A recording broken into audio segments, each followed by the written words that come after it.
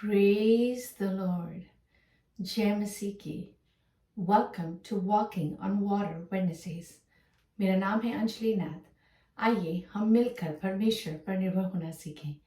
आज हम अपनी गलातियों की पत्री की स्टडी को कंटिन्यू करेंगे. आज हम चैप्टर 6 उसकी वर्स 1 को देखेंगे. किसी ने बखूबी कहा है, When our lives are controlled by the Holy Spirit, we will restore the fallen, share generously with others, and our only boast will be in the cross of Christ.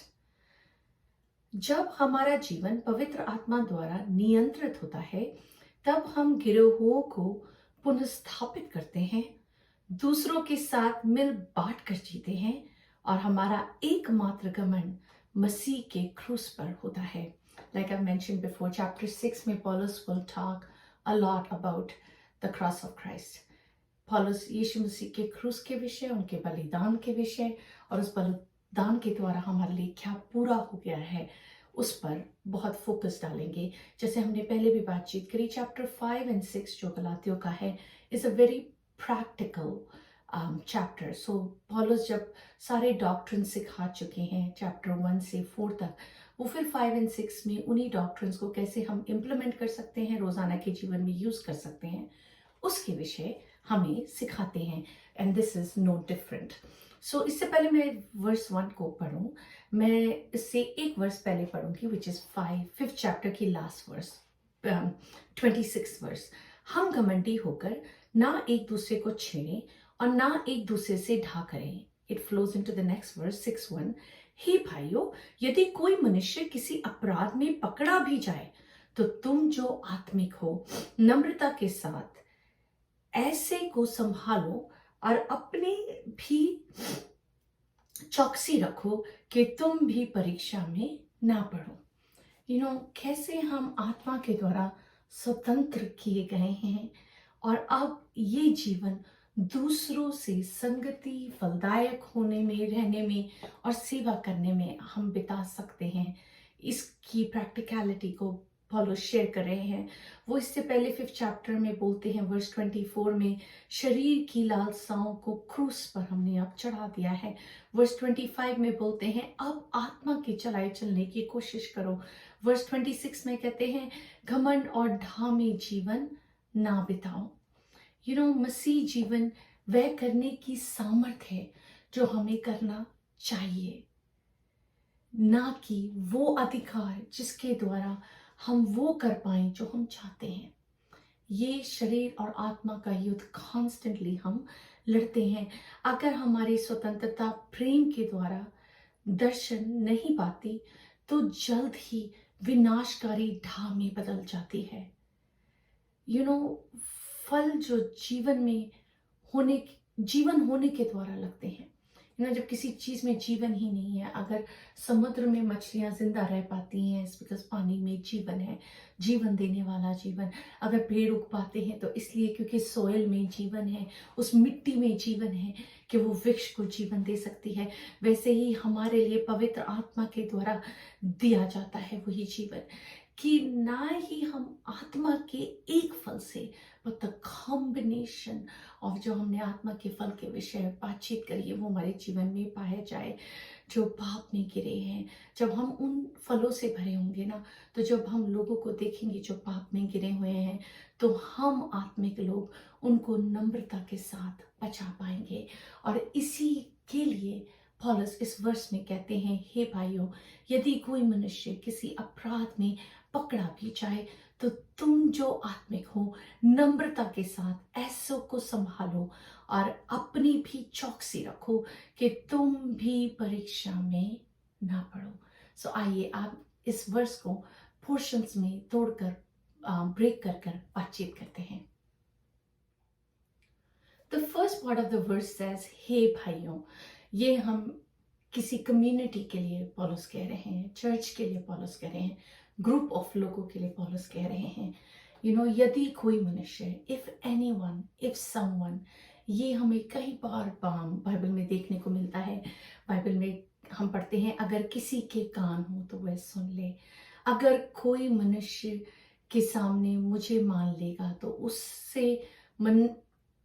उसे मनुष्य का पुत्र भी परमेश्वर के स्वर्गदूतों के सामने मान लेगा। सो बहुत time anyone and someone Bible में एड्रेस किया गया है।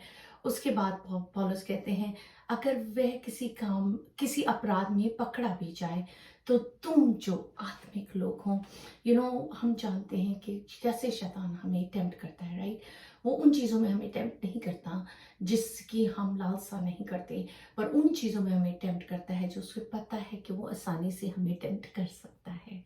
सो हमें सतर्क होना, सावधान होना ज़रूरी है। और जब हम उन डिमोनिक फोर्सेस से, जो स्वर्गीय हैं,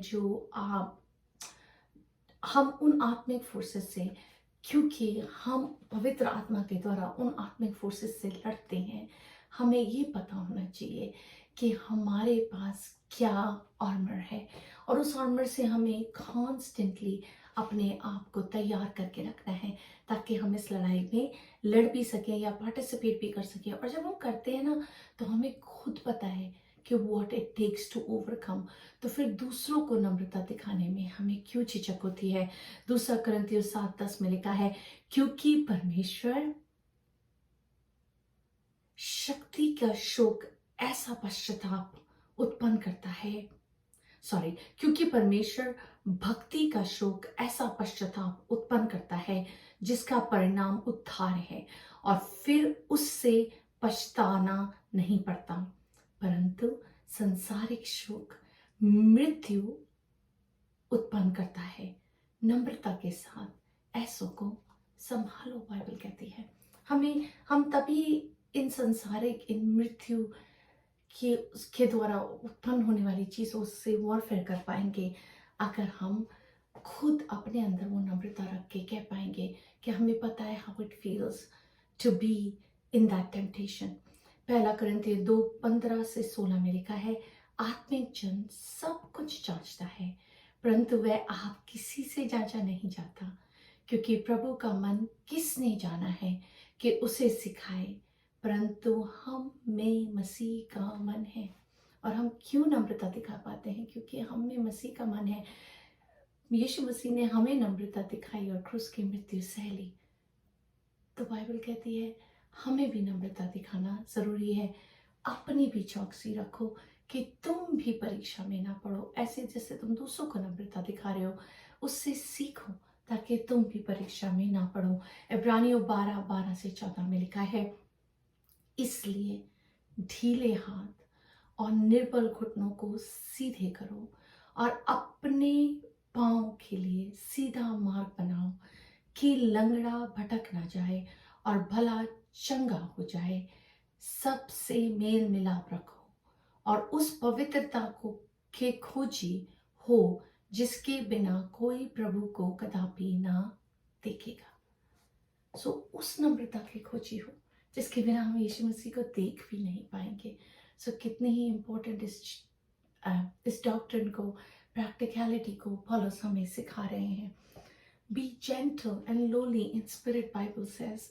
मत्ती 11:29 में लिखा है, मुझसे सीखो, यीशु मसीह कहते हैं, क्योंकि मैं नम्र और मन में दीन हूं, और तुम अपने मन में विश्राम पाओगे। आइए हम सब मिलकर इसी चैलेंज में चलते हैं, कैसे हम जेंटल एंड लोली बन सकें, कैसे हम अपने मन को दीन और नम्र बना सकें।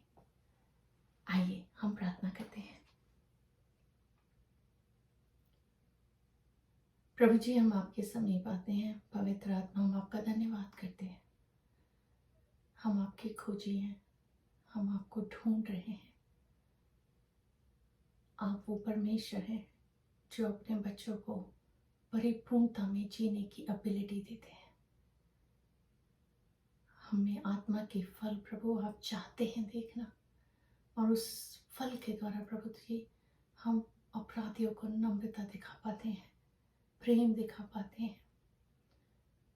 जो ज़रूरतमंद है प्रभु जी, उनकी ज़रूरतों के लिए हम आगे बढ़ के मदद कर पाते हैं। प्रभु जी इस आने वाले हफ्ते में आप हमें वो मन दीजिए प्रभु जी, वो मन जो आपकी लालसा करता है हर चीज़ में, हर बात में प्रभु जी। केवल और केवल आप ही को महिमा मिले। सब कुछ अपने राजा यीशु के नाम से मांगती हूँ, सुन और दया से ग्रहण करें। आमीन। God bless you. Stay blessed. Stay safe.